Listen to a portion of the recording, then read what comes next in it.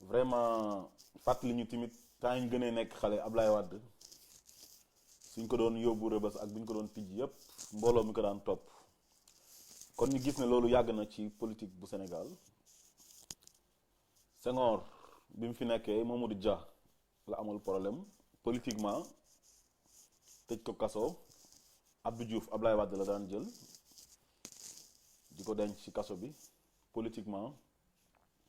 Ablaye Wade daf ko Idrissa Seck Macky Sall ñëw def ko Khalifa Sall ñu gis ne l'histoire se répète toujours te loolu ñun dañoo bëgg mu jeex ci Sénégal dañ ko bëgg éradiquer lu ñuy wax démocratie ci Sénégal lañ bëgg mu nekk dëgg quoi une vraie démocratie comme celle des États-Unis de la France xam nga ak les autres pays démocratiques du monde parce que loolu jombuñu quoi mais toog di oote démocratie boo xam ne ci làmmiñ la yem ñun loolu dañoo bëgg mu jeex te dañ koy combattre ba mu jeex incha allah te lu démb li muy wane mooy ñun suñ combat bi ñuy mëne mu ngi am ay résultats te mu ngi aboutir mais nag ndànk-ndànk mooy jàpp golo ci ñaay parce que nguur neexul xeexal te am na yoo xamante ni xeex ko kooku yombul quoi donc voilà dafa laaj temps ba pare laaj bañ a décourager bañ a xàddi mooy li ma leen wax rek gis nga nit ku nekk sa réew dafa la war a jaral lu nekk dafa la war a jaral sax nga dee parce que chaque jour ma indil leen aaya kii boobu noonu xadis yonanti boobu noonu muy waxee ne ubul watani minal iman bëgg sa réew ci jaamu yàlla la bokk moo tax ñun dañuy jaamu yàlla ci suñu réew mii di Sénégal notre cher pays waaw nga xam ne moom rek lañ bëgg donc lu ñu bëggoon a wax ci libération Khalifa Sall bi démb mooy ne kontaan nañ ci trop macha allah waaye dañ leen bëggoon wax ne gis nga xeex dafa métti boo manee ak buñ la manee yépp dafa métti Macky Sall dafa bëggoon a génn ci xeex bi bu yàgg mais amul issue de secours amutoon issue de secours xamutoon fan lay jaar mais occasion wu inauguration Massalikul Jinaan bi moo ko indil lii yëpp daf ko def occasion sëñ Mountakha moo ko initié mais Macky Sall tamit fekk na moom mu bëggoon ko parce que dafa sonn moo tax xeex amul njëriñ gis nga xeex soo mënee bu ñu la mënee yëpp day métti dañ ciy bëgg a génn mu tëla Macky dafa bëgg a génn ci xeex bi bu yàgg mais xamul fan lay jaar xamul nan la koy defee te lii c'est une grande occasion vraiment inauguration Massalikul Jinaan bi li mu defar ci Sénégal bëri na moo tax dañ ciy félicité sëñ Mountakha bu baax a baax di ko ñaanal yàlla mu yàgg fi loolu te wér waaye sëñ Mountakha nag moom devoir am la def waxoon naa leen ko keroog son devoir mooy c'est un représentant de Dieu sur terre waaw donc devoir am mooy loolu comme lu yàlla waxoon yonent yàlla Daawuda rek yaa Daawuda inna ja'alnaaka xalifatan fil ardi faxkum bayna annaas bil haqqi wala tattabi al hawa wa yudilluka an sabilillah moom rôle boobu la def donc xam na ne représentant yàlla la fil ardi ci kaw suuf parce que al ulama warasatul anbiya boroom xam-xam yi ak sëriñ yi ñoom ñoo doon yonantu yi donc kon moom devoir am mooy muy ñaw waaw di ñaw diggante yi muy rafet te dañ ko ci ñaanal yàlla bu baax a baax di ko ci ñaanal gudd fan ak wér gi yaram ak mbooleem xalifa yi nekk ci Sénégal suñu sëriñ su baax si waaw kilifa diina yépp macha allah waaw donc Macky Sall lii daf ko def occasion pour libérer Khalifa Sall parce que yaa ngi gis bi koy gars yi di demander grâce ay ñoom Bamba Fall mooy ay ñoom Barthélémy Diaz mooy ñu ànd ak Khalifa Sall rek quoi ay ñoom Idrissa Diallo Saham Wardini bi mu koy interpellé ci palais présidentiel ba di ko wax na ko war nga libérer Khalifa Sall ak yooyu ba mu dem tamit def sorteem boobu noonu mu defoon ci France 24 wax ne quand j'en aurai envie laa koy def quoi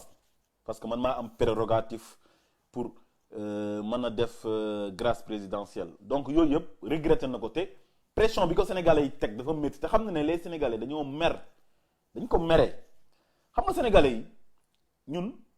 yàlla daf ñu bindee benn affaire ñun dañoo nekk peuple boo xam ne ñun nous sommes pas violents ñun violent wuñ am na dëkk yoo xamante ni lu ñu bëgg a faj dañuy wàcc ci mbedd mi rayante doorante jaas yi jamanti paaka mais ñun dañuy sant yàlla ba meluñ noonu ñun suñu lépp buñ koy xeex dañ la koy wan pacifiquement Macky Sall il sait très bien que les Sénégalais sont très remontés contre lui du moom xam na loolu donc moo tax mu jël affaire bi def ko occasion pour wàññi tension bi libérer Khalifa Sall waaye nag maa ngi dégg am ay nit ñuy wax naan nañ gërëm Macky Sall sant ko Macky Sall yéen lay gërëm yéen la Macky Sall war a gërëm yéen peuple sénégalais bi xam ngeen lu tax parce que waa aar lu ñu bokk teg nañ ko pression bu métti à chaque fois ñu tànn vendredi dem place de l'Obélisque ne dañuy wàcc ci terrain bi su leen préfet interdire marche bi ñu xëpp ci kaan yi ba mu saf ne dañuy wàcc jàmmaarloo gars yi nga xamante ni dañuy bañ tension ba mujj gi dañuy accepter sax pour bàyyi leen ñoom ñu manifester te amuñ droit aay sax manifestation parce que manifestation droit la boo xamante ni constitution bi moom moo ko mayee kenn ku nekk boo amee la naq da ngaa war a manifester mais ñoom bi ñu fi toogee ba léegi ñëpp xam nañ li ñu fi nekkee mooy dañuy jalgati loi bi à chaque fois donte loolu jaaduwul mais heure bu ñu waxee ne dañuy interdire marche gars yi dañ ciy xëppukaani mu saf waa diaspora bi tamit di ko koj fu mu génn ñu dal ci kawam xam nga tamit neexul nga nekk président xam nga d'un pays te heure boo génnee rek sa ressortissants yi ñoom ñoo la war a sax accueil bu chaleureux mais au contraire da ngay ñëw ñu lay saaga di la sànni ay farine defoon nañ ko Paris nga dem États-Unis ñu taxaw di la yuuxoo ci buntu résidence bu Sénégal bi police États-Unis yi taxaw xam nga di encadrer gars yi parce que foofu moom melul comme Sénégal ngay marche ñu lay tere yooyu ñoom xamuñ yooyu France tamit même chose ak yeneen dëkk yi nga xam dafa am démocratie donc yooyu yëpp bokk na ci li nga xamante ni daf ko sonal moom dafa sonn ba dafa commencé bejjaaw bu ngeen xoolee photo bi muy photo Ablaye Wade ci Massalikul Jinaan yaa ngi gis moustache yi nii mu ngi commencé bejjaaw parce que pression bi dafa métti kon donc moom réccu na sax li mu doon duggee ci xeex bi te yooyu yëpp ay conseils yu bon rek nekk nga président au lieu que nit ñi toog digal la lu baax na la vraiment président liggéeyal jarul ngay topp nit ñi di xeex ak ñoom ay tëj ak tijji yooyu amul njëriñ après dañ koy regretter xam nga te pourtant ci regret yooyu noonu ci la mujj nii parce que li mu def nii ñëpp xam nañ ne ci regret la xam nga moo tax gars yi ñi ko wër bëgguñ ko xam nga lan lañ bëgg nguur moo leen intéressé ba pare di ko dugal ci ay conneries nga xam ne moom ëllëg moom mooy subir conséquences yi te moom rek mooy subir conséquences yi ana ñu ko wër doon ko conseil yu bon yi ay jàppal Khalifa Sall tëj yooyu amul benn njëriñ tey jii ñi ko wër noonu moom même parti allié yi noonu comme ay PS ak ay AFP ñooñu tey bi mu déclenché xeex bi ak Khalifa Sall bu ñu opposé woon na ko président vraiment loolu conseil wuñ la ko jarul nga siy dugg président dëgër bopp mu jaral leen ñoom ñu lâché ko bàyyi ko ne ko vraiment comme ñun wax nañ la bàyyil nga bañ ñun dañuy dem mais ñoom comme ñu ngi toog ci nguur gi rek ñoom lu président def dañ naan baax na léegi nag ñooñu ñoo lay dugal ñooñu ñoo lay rey ba nga dee wét dugal la ci ay xeex après nga bëgg cee génn doo ci mën a génn Macky Sall lu nekk def na ko pour libérer Khalifa Sall mais mënu ko lii rek la amoon comme occasion pour pouvoir libérer Khalifa Sall te gis nga succès bi Khalifa Sall am fu mu nekk nii Macky Sall toujours moog ay gaayam ñoom ñooy rus rek toujours ñoom ñooy rus si gàcce rek la ñuy dëkk waaye nag sénégalais yi dañoo nekk peuple boo xam ne ñoom tamit dañoo gaaw a fàtte xam nga loo mënti def nit boo ootee jàmm rek ñoom ñu fàtte maanaam yi nga defoon yëpp après jàmm ñëwaat ñu mayaat la jàmm mais daal ñun jàmm la ñu bëgg te jàmm la ñuy oote xam nga erreur yi nga xam ne def na ko c'est pas trop tard pour mu réparer ko xam nga vraiment parce que oote na fi dialogue après élection yi nit ñi demuñ parce que nit ñi lu taxoon ñu bëri demuñ ñoom tamit am na fu ñu ko teg parce que mënoon wax ne yow da ngay oote jàmm di oote dialogue après à l'issue des élections ba pare nga jàpp ay prisonniers politiques bàyyi leen ci kaso bi loolu mënul nekk moo tax gars yi ne ko nag fii dialogue mënu fee am parce que dialogue mënta am nga exiler Karim Wade ba pare bàyyi Khalifa Sall ci prison bi foofu fan la ñuy dialoguer te li gën a yéeme ci affaire bi mooy ak li gën a war a rusloo Macky Sall ak ñeneen ñi nga xam ne ñoo war a ñëw bañ a def erreur yi Macky Sall def mooy à chaque fois bu ñuy wax Khalifa Sall duñu wax mukk ne ko juge yi baal ne ko juge yi may liberté conditionnelle wala liberté provisoire doo ko dégg moom toujours boo déggee ni ñi di wax dañ naan na ko Macky Sall bàyyi na bàyyi Khalifa Sall kon déjà xale yu ndaw yi sax xam nañ ne Macky Sall moom moo tëj Khalifa Sall ñëpp a ko xam te loolu dafa flagrant dafa ñaaw dans un pays de démocratie comme le Sénégal c'est vilain. dëkk boo xam ne dañuy wax ne séparation de pouvoir dafa am muy pouvoir exécutif pouvoir législatif ak pouvoir judiciaire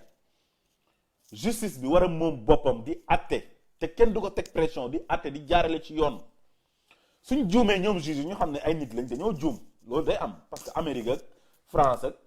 foo manti dem ci àdduna bi Allemagne ak yëpp dañuy àtte di juum seen juge yi donte ñoom moom seen bopp mais dañuy àtte sax di juum mais lu rafetut mooy nga nekk président de la République ñu ne la séparation de pouvoir dafa am ba pare ngay jalgati yoon am ay juges yoo xam ne gëmuñ seen bopp ils sont corrompus nangu ñu leen di jënd mel ni ay xar di nangu yow nga leen di manipuler ndax xaalis xam nga ak ay poste pour ñu jàpp doomi aadama boo xam ne defu dara ñu nëbbu ko jant bi ak kaso nu mu garaawee rawatina kaso Sénégal yi waxuma la dara mais bu dul tëj kaso bi rek jiiñ bu ñu lay jiiñ yàq sa der toroxal la ci kanamu gor yi humilier loolu rek dafa garaaw ci kilifa gu toll ni Khalifa Sall loolu dafa garaaw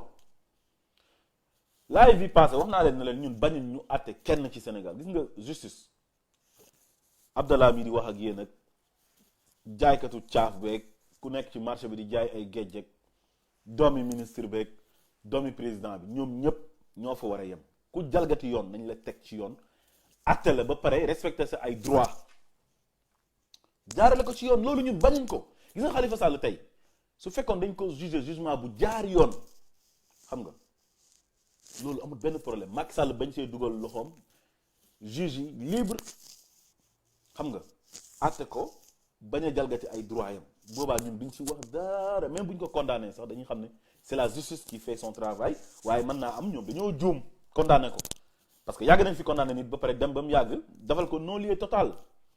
loolu yàgg na am wala ñu amnistie ko loolu yàgg na am xam nga mais daal lu ci ñaaw toujours rek mooy toujours bu ñu jàppee benn politicien bu mag tëj ko kaso rek dañuy xam ne c'est le président qui est derrière tout ça ba pare juge yu ñàkk fayda yoo xamante ni di nangu loolu pour lan gis nga doomi aadama dangaa war a am fulla am fayda bañ ku lay jënd gis nga nit du bétail non doomi aadama dafa foor wala xadd karam naa bani aadam wa hamalnaahum fil barri wal bahri wa razaqnaahum min at-tayyibaat loolu la yàlla wax kon nit du caaxaan nit dafa war a gëm boppam soo demee nga jàng sa droit xam nga def sa concours ENA nekk magistrat waat xam nga waat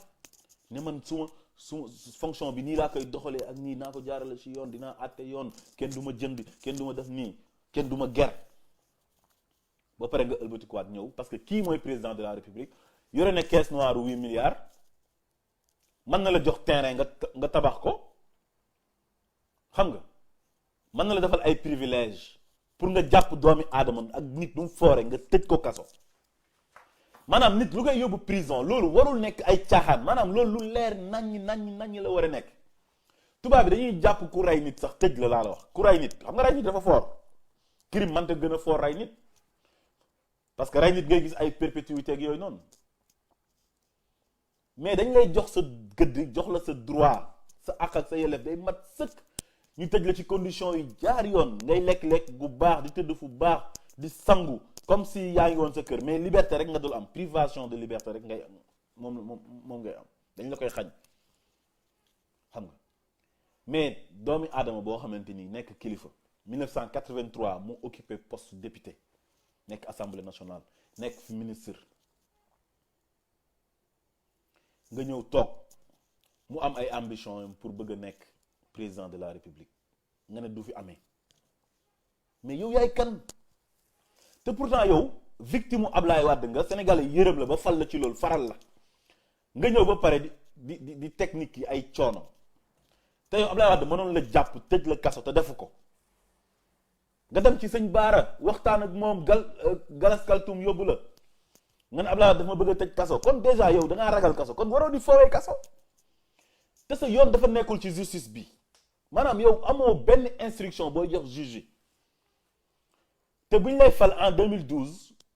dañu promettre ne séparation de pouvoir dafay am nga promettre nañu da ngay jaarale affaire yi ci yoon xeex népotisme ak impunité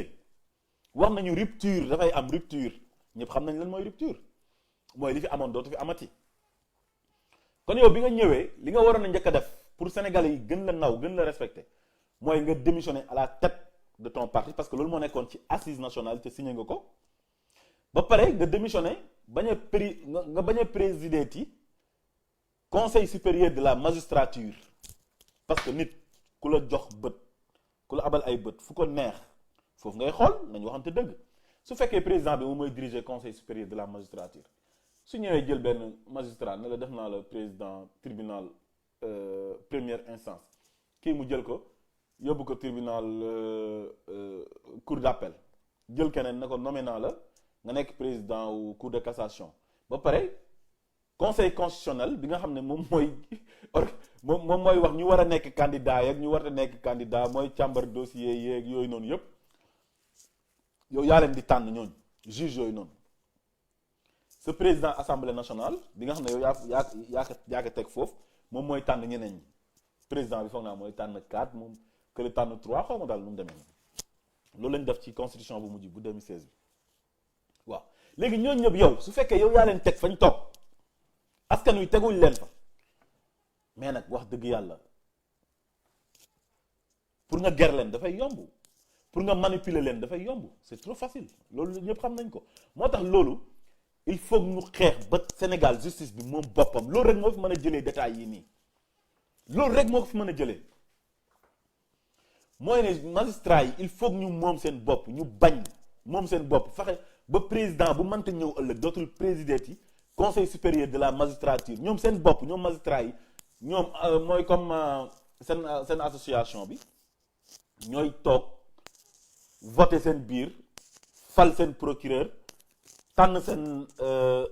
ay juge nommé leen par vote nga xam ne képp ku nommé yow da nga koy mérité boo toogee kenn du la manipuler cordon ombilical bi dox ci diggante ministère de la justice ak juge yi ak président beeg juge yi ñu dagg ko te loolu pourtant ñoom ñoo la gën a xam ne am na ci les plus grandes démocraties te pourtant mën nañ ko installer Sénégal dañuy tukki xam nañ li xew ci dëkk yi mag yi ay France ak ay États-Unis ñoo gën a xam liberté bu fa am ak bonne gouvernance bu fa am ak transparence bu fa am mais saay-saay ak ay nit ñu bon ñoo xamante ni li leen intéressé mooy seen intérêt personnel nga leen di jox xaalis ñu dugal seen poche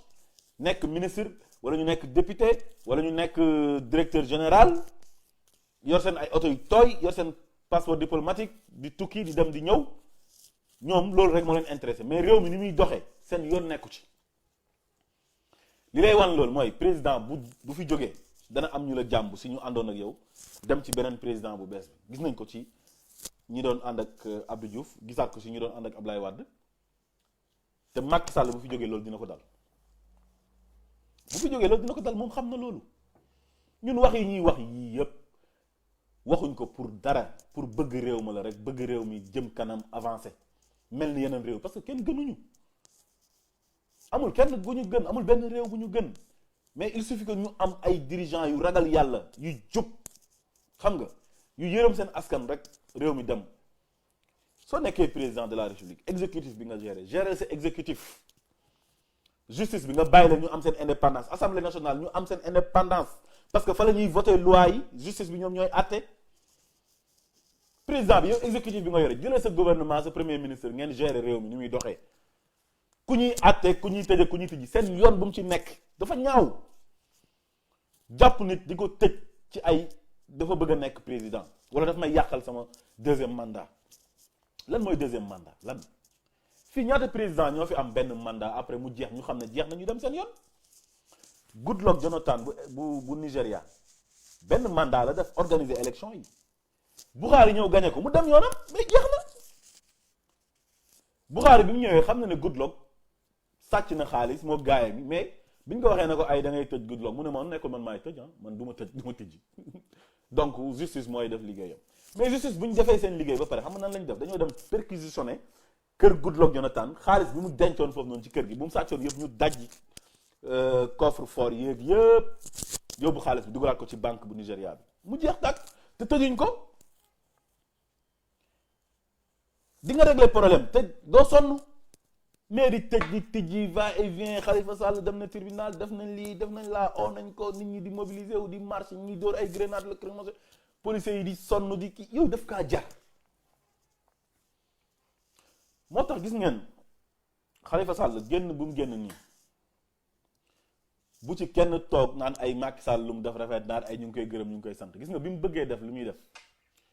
ñëpp dañ ko seetaan mu def lu muy def kon buñ togg heure bi ñu naan ay dañ koy gërëm di ko sant kenn gërëmu ko kenn sant ko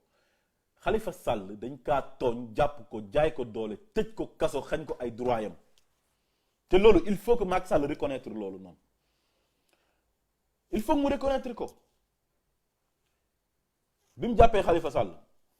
procédure la mars 2017 ba élection yi di ñëw 2019 procédure la woon avant élection yi dinañ fexe ba condamné ko xañ ko ay droit yam nga xam ne du mën a nekk candidat loolu rek la woon objectif bi loolu rek la woon te loolu maanaam dañ ko prémédité ñoom ak seen ay juge ak ay ñuñ àndal te loolu ñëpp la leer xam nañ nu mu demee ba pare ci biir procédure bi ñu koy xañ ay droit yam mu lay wóor ne ñii attewuñ yoon parce que ñoom lu ñu bëgg rek mooy xañ ko mu bañ a bokk ci élection yi te loolu dafa rafetut Khalifa Sall di sénégalais am droit présenté wu nekk candidat à l' élection présidentielle nga ñëw ne ko yow doo fi nekkee candidat parce que man maay président mais loolu dafa ñaaw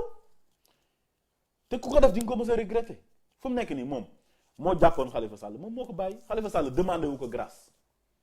yéen a dégg maître Khassimou Touré lu mu wax nee na Khalifa Sall demandé wul grâce mais moom en tant que avocat wu Khalifa Sall moom moo jël initiative wu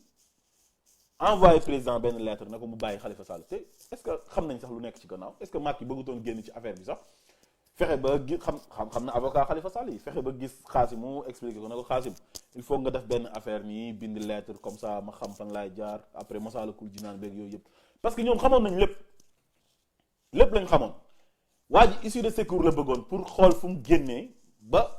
am prétexte bu mu génnee Khalifa Sall léegi nag comme moom ci commencement bi dafa xañ Khalifa Sall ay droit yam waa CEDEAO yónnee seen arrêt ñu jël arrêt bi xotti sànni fële na ñoom faalewuñu ay CEDEAO en tant que république du Sénégal ngay jalgati quoi communauté bi nga bokk communauté économique des États de l'Afrique de l'Ouest nga bokk ci les membres fondateurs ngay jalgati ndax bëgg a am deuxième mandat mais loolu daf kaa jarul gis nga nit da ngay gore yow wax nañ la na la fal nañ la 7 ans nga ñëw fen sénégalais yi wax leen ne leen non 7 ans ngeen ma fal mais 5 ans laay def ba pare trahir ñu baal la loolu nga jégal ñu jégal la ko loolu doy na mais soo defee sa 7 ans waxal ne damaa soxlawaat deuxième mandat suñ la koy jox ñu jox la ko ci dignement nga gagné sa élection dignement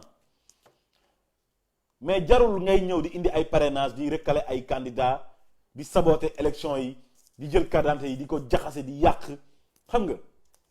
di jàpp ay Khalifa Sall di tëj di exiler Karim Wade loolu moo ñaaw maanaam ni mu amee deuxième mandat bi dafa ñaaw ba pare mu foog ne Sénégalais dañ koy topp pour xeex ak moom dem préparer ay charam ak ay dragon yam ñëw teg gars yi ne ko duñ wàcc mbedd mi di jàmmaar la yow dinañ la dóor te suñu loxo du la laal moo tax États-Unis faj nañ ko fa faj yu métti gars yi taxaw nii jàkkaar ak yow naan la sa jabar sàcc la di la yuuxoo te mënoo ci tus parce que amoo benn ordre boo mën a joxe États-Unis booy joxe ordre Sénégal nga koy joxe mais du États-Unis de du États-Unis du France fii France ak États-Unis foofa dem gars yi dinañ dal sa kaw te doo ci mën tus mënoo fa joxe benn ordre kenn du fa aay manifestation foofu Sénégal ngay toog di ay manifestation di jaay ay doole mais loolu amu fa donc kon ni mu amee deuxième mandat bi c'est indigne ñëpp xam nañ ko dafa ñaaw parce que dafa def ay jëf yu salte joué ay nit sale boulot pour moom mu amaat deuxième mandat bi mais bu nekkoon góor sénégalais yi jox nañ ko premier mandat 2012 ba 2019 day toog ne sénégalais yéen a ma joxoon benn mandat léegi man bëgg naa beneen su ngeen ma ko joxee baax na bu ngeen ma ko joxut nag ma dem wax naa leen sànq ne leen good luck joxuñ ko deuxième mandat mu sortir par la grande porte boo demee Ghana Nana Addo benn président la benn mandat la def Nana Addo benn mandat la def ñu gagné ko mu xam ne gagné nañ ko mu dem yoonam mais lan moo ci nekk loolu Sarkozy def na benn mandat ñu gagné ko mu dem mais sénégalais yi ñoom ñooy fal léegi suñu la joxee benn mandat su fekkee yow doy nga leen sa liggéey doy na leen am nga bilan bu baax mais ñoom danañ renouveler seen confiance ci yow jarul di def ay sale boulot yoo xam ne après da nga koy regretter. kon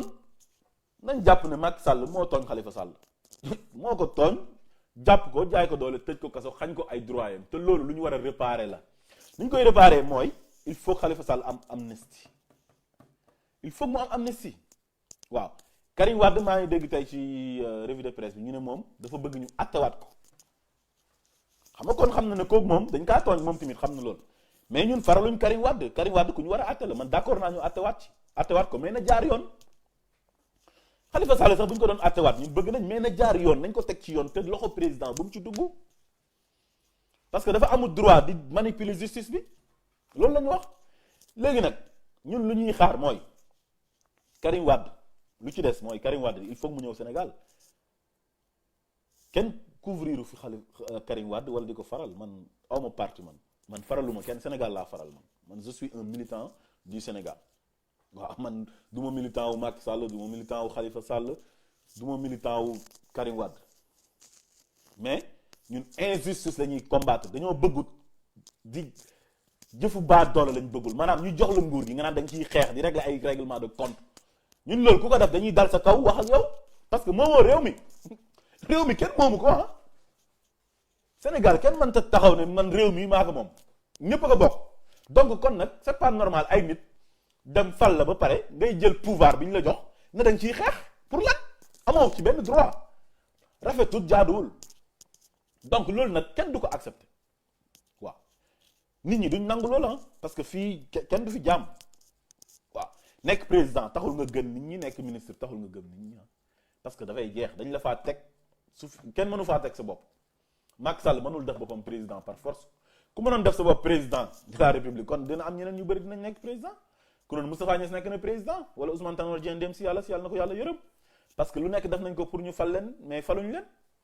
donc nag yow fi ngay toog nit ñi toujours ñoom ñoo la fay teg il faut respecter les Sénégalais ba pare respecter droit de l'homme yi nit ñi c'est très important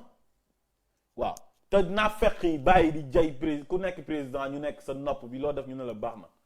gis nga nit boo nekkee ak moom lu mu métti métti wax ko dëgg loolu la yàlla bëgg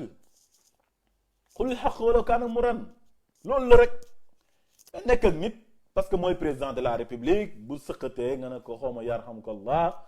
lu mu def nga ne ko baax na ba pare moom après moom mooy subir les conséquences mais loolu dafa ñaaw nañ bàyyi naa fekk baaxul ragal yàlla te xam ne ñun danañ mas a dee yii yëpp dafay day jeex am na ñu fi njëkkoon a nekk jógee nañ fa Senghor moo fi nekkoon nekkatu fi Abdou Diouf nekkatu fi mënatul joxe benn instruction nekkatul président Abdoulaye Wade même chose xam nga lépp day jeex Macky Sall suba dana fi jógee keneen ñëw mais heure boo nekkee ci nguur fexeel ba muy rafet nay rafet quoi moo gën waaw léegi daal ñun lu ñuy xaar mooy li des libéré na Khalifa Sall moo ko fa dugaloon moo ko génne léegi nag li des mooy Khalifa Sall na am amnistie jotaat ay droits civiques am ak civil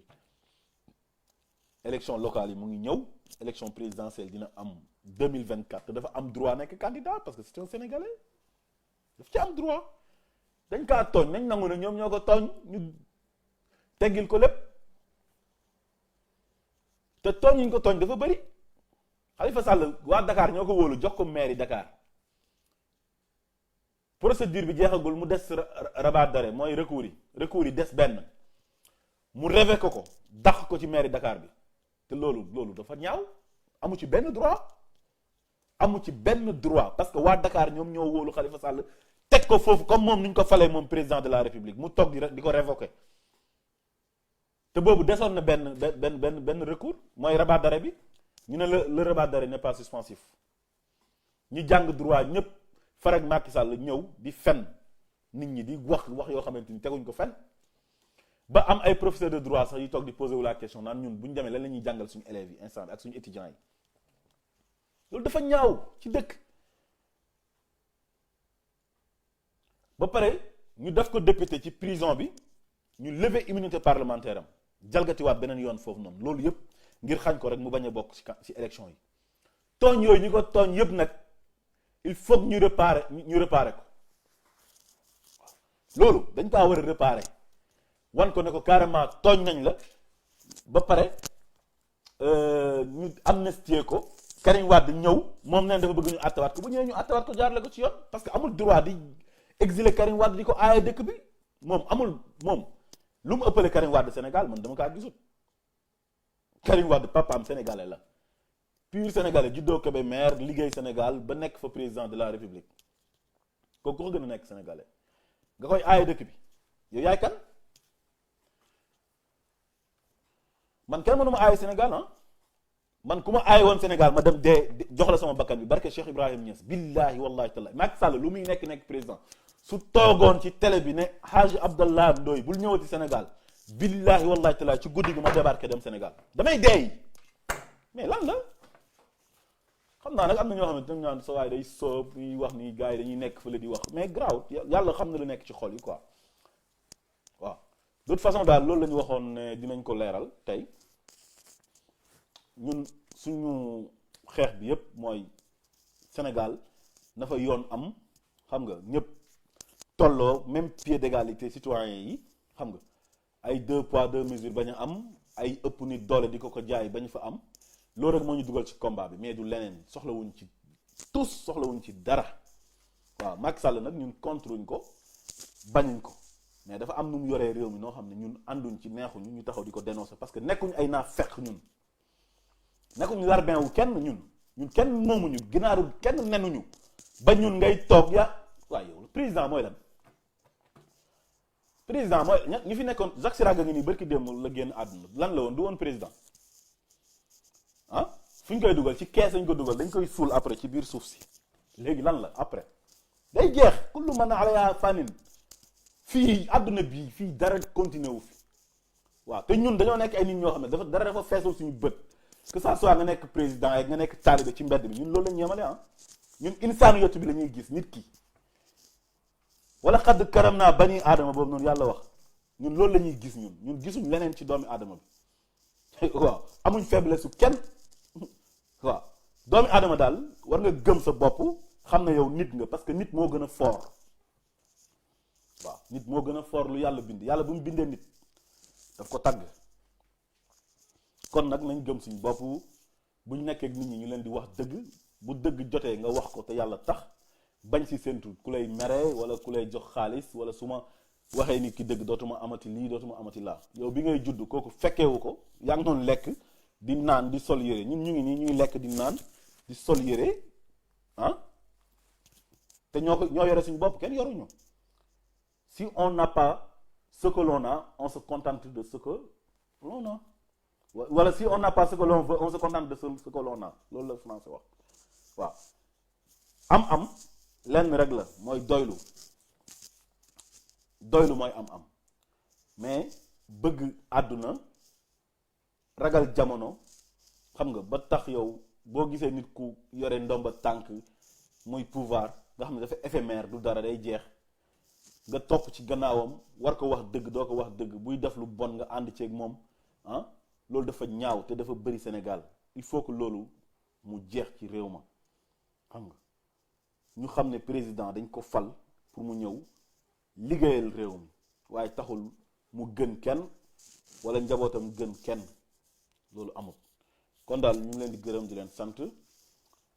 di remercier ñi nga xam ne ñoom ñoo ñu doon bàyyi xel yépp ci direct bi donc di wax na daal ñun ñu ngi xaar